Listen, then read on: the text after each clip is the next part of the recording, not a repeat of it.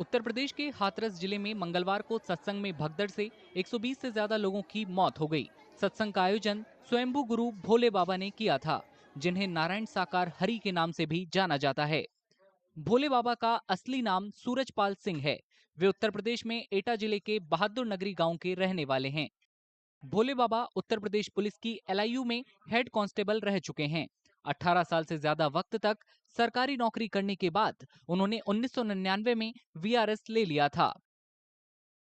Uttar Pradesh police से VRS लेने के बाद सूरजपाल सिंह ने अपना नाम बदलकर नारायण साकार हरि रख लिया और आध्यात्मिक यात्रा पर निकल पड़े। पूरे उत्तर प्रदेश में उन्होंने सत्संग आयोजित किए।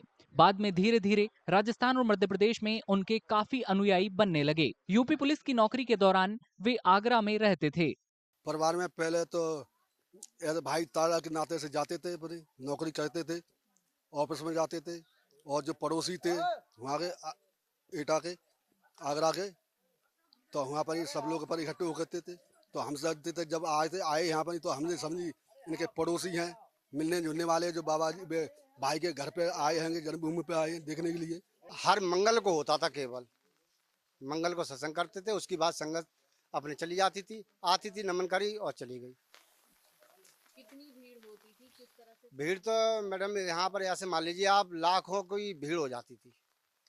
हमारे यहाँ कोई ऐसी कभी कोई बात ही नहीं हुई। भोले बाबा दूसरे बाबाओं की तरह नहीं दिखते। नारायण हरि अक्सर सफेद सूट और टाई या प्लेन कुर्ता पायजामा में ही नजर आते हैं। उनके साथ उनकी पत्नी प्रेमवती भी होती हैं, जिन्हें माताश्री के नाम से भी जाना जाता है। संपन्न दलित परिवार से ताल्लुक रखने वाले नारायण हरि 3 भाइयों में दूसरे नंबर पर हैं। उनके कोई संतान नहीं है। 2001 से पहले यहाँ रहते नहीं थे, यहाँ पे नौकरी करते थे, बाहर रहते थे।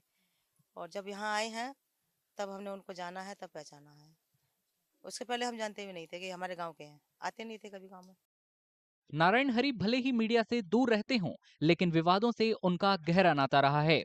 2022 में कोरोना महामारी के वक्त भी उन्होंने फर्रुखाबाद में सत्संग किया था, जिसमें 50,000 से ज्यादा लोग पहुंचे थे, जबकि इजाजत कम लोगों की थी।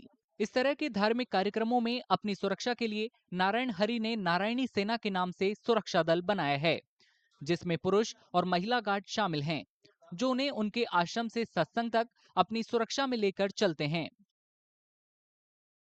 जो सूचना मिली है वो काफ़ी ज़्यादा, उसकी संख्या वहाँ पे लोगों की थी, 80,000 से ज़्यादा थी।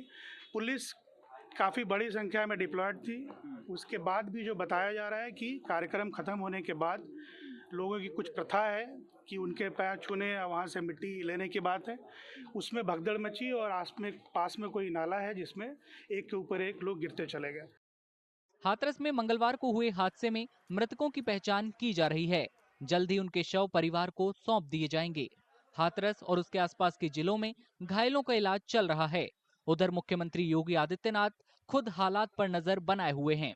उन्होंने हादसे की डिटेल रिपोर्ट मांगी है।